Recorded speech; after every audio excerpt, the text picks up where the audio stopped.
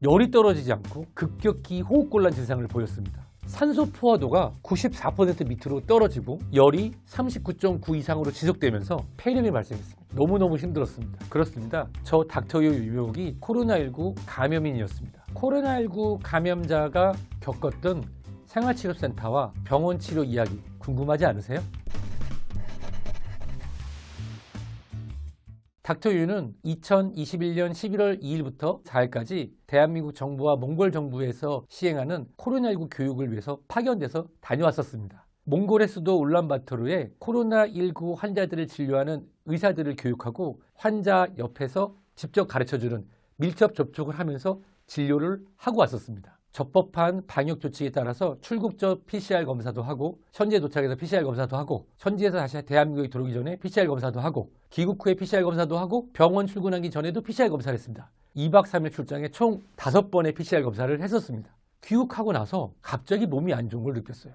그리고 주변에 같이 출장을 갔다 오신 분들 일부가 증상을 보여서 검사를 해대니 우리가 같이 안전하게 격리를 시작해야 된다는 이야기까지 들었습니다. 그러고 있던 중 갑자기 열이 나는 걸 느껴서 가족들과 최대한 떨어지고 바로 다음날 아침 일찍 코로나 검사를 받았습니다. 그렇습니다. 저 닥터유 유명욱이 코로나19 양성 판정을 받은 감염인이었습니다. 저는 환자분들을 모시는 의료진이어서 2021년 3월 6일 1차 예방접종 그리고 5월 26일 2차까지 완료한 상황이었는데요.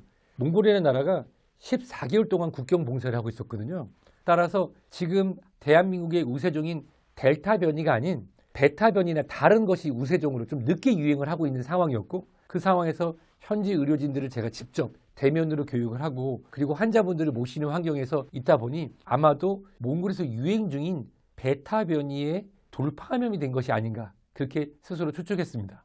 양성 판정을 받고 관련 보건소에서 연락을 해주셔서 예방접종을 2번 맞은 사람인데 돌파 감염자로 확인이 됐고 거기에 따라서 서울 경기 인근에 있는 안전한 생활치료센터로 이송되었습니다. 가족과의 접촉을 최소화하고 지역사회 전파를 막기 위한 그러한 조치였죠. 생활치료센터로 이송된 저는 열이 떨어지지 않고 급격히 호흡곤란 증상을 보였습니다. 그래서 의료진의 판정에 따라서 공공의료기관 코로나 전담병원으로 이송되었습니다. 병원으로 이송되니까 여러 가지 기기도 있고 그리고 수액 주사를 맞았습니다. 생활치료센터에 있을 때보다는 더 많은 의료진들과의 소통 등을 통해서 대면 또는 비대면으로 저의 발열, 호흡곤란, 기타 여러 가지 증상에 대해서 즉각적인 약물 치료와 주사 치료를 받게 되었습니다.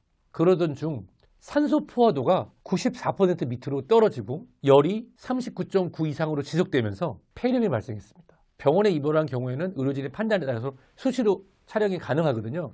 그래서 즉각적으로 폐사진을 촬영하고 혈액 검사 등을 통해서 염증 반응 수치를 확인하여서 CRP라고 하는 염증 반응 수치가 보통 0.5가 정상인데 12까지 증가했었고 폐 엑스레이 사진에서 폐렴이 확인이 되었고 산소 포화 농도가 94% 밑으로 떨어지면서 실제로 호흡곤란 증상이 나타나서 이틀 동안 잠을 못 자고 누우면 숨이 차서요. 너무너무 힘들었습니다. 그리고 먹는 해열제, 심지어는 주사 해열제도 반응을 안 해서 체온이 38.3도 밑으로 떨어지지 않는 상황이 지속되어서 결국 의료진과 동의하에 약물을 사용하게 되었습니다. 바로 렘데스비르라고 하는 주사제인 항바이러스제 치료를 시작하였습니다. 이 렘데스비르 치료제는 원래 에볼라 아시죠?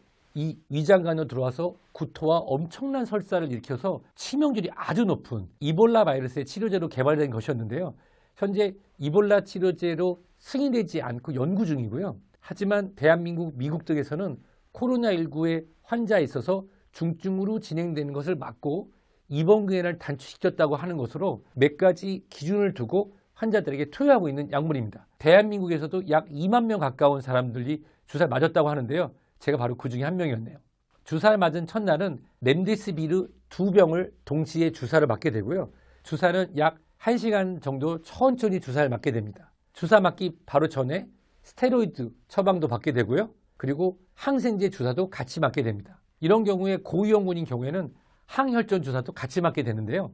저는 렘데시비르를 첫날 2병 그리고 그 다음날 1병씩 해서 총 5일간 주사를 맞았습니다. 주사를 맞는 동안에 엑스레이도 계속 찍어서 폐렴도 확인했고요. 혈액 검사를 통해서 CRP 염증 수치가 3까지 떨어진 것을 확인하였습니다.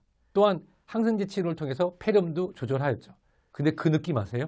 이 느낌은 정말 잊을 수 없는데 렘데시비를 맞는 그 첫날 들어가면서 온 몸이 막 부셔지도록 아팠고 고열로 인해서 하나도 힘이 없었는데 주사가 들어가고 1시간에서 2시간이 지난 시점부터 열이 떨어지고 호흡이 좋아지는 걸 느꼈습니다. 이게 과연 심리적인 건지는 모르겠으나 실질적으로 내가 이제 살 수 있겠구나 라고 하는 그런 느낌이 들었습니다.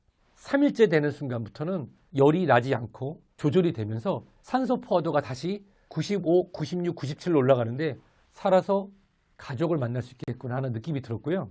4일째에서 5일째 넘어갈 때는 병상 부족이 발생하고 있는 시점이었기 때문에 자세한 의료진의 설명에 따라서 더 이상 누구에게 감염시키지 않는다는 것을 확인을 받고 조기 퇴원할 것을 요청을 해서 주사를 맞고 그 다음날 조기 퇴원해서 복귀했습니다. 여러분, 코로나19 이제 누구나 감염될 수 있는 질환입니다. 제가 직접 코로나19를 경험하면서 느낀 거는 환자분들을 더 친절하게 그리고 그분들의 입장에서 잘 모셔야겠다는 것을 다시 한번 느꼈습니다. 저처럼 만성관리 질환도 없고 담배를 핀 적도 없으며 저는 또 수영을 해서 폐활량도 굉장히 좋고 특별히 건강상에 문제가 없다고 생각했었는데 이번에 코로나19를 경험하면서 2번의 예방접종을 한 경우에도 돌파 감염이 일어날 수 있고 물론 제가 감염된 것으로 추측되는 베타 감염인 경우에는 중증도도 높고 감염률은 떨어집니다. 즉 현재 유행하고 있는 우세종인 델타 변이 그리고 앞으로 우세종이 될 것으로 예측되는 오미크론 변이인 경우에는 중증화율도 높지 않고 감염은 더 많이 될 것으로 판단되는데 각각 개별화했을 때는 어떤 일이 어떻게 벌어질지 아무도 모를 수 있다라는 생각을 갖게 되었습니다. 따라서 2022년 오미크론주가 우세종이 될 가능성이 굉장히 높은데 그런 경우라 하면 예방접종을 하신 분들도 무증상이지만 돌파감이 발생할 수 있고 또 예방접종을 받으신 분 중에서 면역력이 떨어지는 시점에서 부스터샷, 즉 추가 예방접종이 필요한 시점에서 오미크론주 등이 돌파감염 또는 면역 저하자에 있어서의 재감염 또는 기존에 코로나19에 감염되셨던 분들도 6개월이나 1년 이후에 재감염 등이 발생할 수 있다고 판단이 됩니다. 그리고 앞으로 공공의료기관뿐만 아니라 먹는 항바이러스 치료제 그리고 주사 치료제인 경우도 생활치료센터에서 빠르게 환자에게 사용할 수 있도록 많은 분들에게 코로나19가 나타나는 그런 상황이 나타난다고 하면은 우리가 안전한 보호장구를 가지고 환자분들이 재택에만 있는 것이 아니라 외래로 와서 안전한 공간에서 비슷한 환경에 있는 분들을 동일 집단 일부 격리를 통해서 병원에서 외래 치료하듯이 주사 치료를 맞는 것도 치료 방법이 되지 않을까라고 하는 전문가로서의 견해를 갖게 되었습니다. 저는 코로나19 감염 후 렘데시비르 항바이러스 치료를 받고 완치 판정을 받았고 누구에게 감염시키지 않는 상황입니다. 코로나19 예방접종 2차 예방접종을 했고 현재 이제 치료 완치를 받은 상황에서 부스터샷 일정을 기다리고 있는데요.